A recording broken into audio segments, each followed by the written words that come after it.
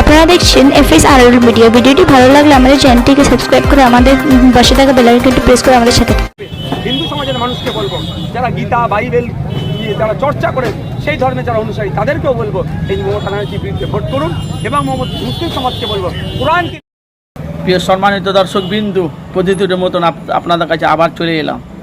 গতকালকে লোকসভা নির্বাচন ভোট, নওশাদ সিদ্দিকী বলছে বিজেপি যেমন মুসলমানের উপর অত্যাচার করে তেমনি তৃণমূল দিদি কোরআনের উপরে বেয়াদবি করেছে।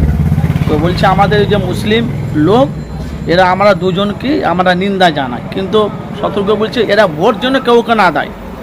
দেখেন নওশাদ সিদ্দিকী কী বলছে। যেহেতু বাংলা মুখ্যমন্ত্রীর উন্নয়ন বেশি, কিন্তু কি বলছে নওশাদ সিদ্দিকী আছেন সরাসরি। আপনারা আমার ভিডিওটি দেখুন, অবশ্যই আপনারা মূল্যবান কমেন্ট বক্সে মতামত জানাবেন। ঊর্ধ্বে মুসলিম সমাজের কাছে আর কিছু নাই, কারণ ওটা আল্লাহর বাণী। বাইবেল গীতা ঠিক এক ধরনের, সব অন্যান্য ধর্মের মানুষের কাছে পবিত্র সেগুলো গ্রন্থ। যেভাবে মমতা ব্যানার্জি সবার ঊর্ধ্বে নিয়ে গেছে সেটাকে ধিক্কার জানাই। ধর্মপ্রাণ মানুষদেরকে বলবো, যে বিজেপি বাবরি মসজিদকে শহীদ করেছে তার ভাষা আর মমতা ব্যানার্জির কোরআনের ঊর্ধ্বে গিয়ে তার কাহিনীর কথা বলা, দুটো কিন্তু প্রায় মিলে যাচ্ছে। দুটোই আমাদের কাছে আপত্তিজনক, দুটোই আমাদের কাছে নিন্দাজনক।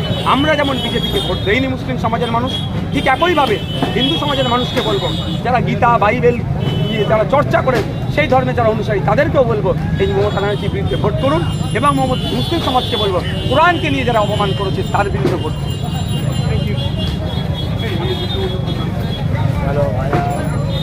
একটি বাইকের চাবি পাওয়া গেছে।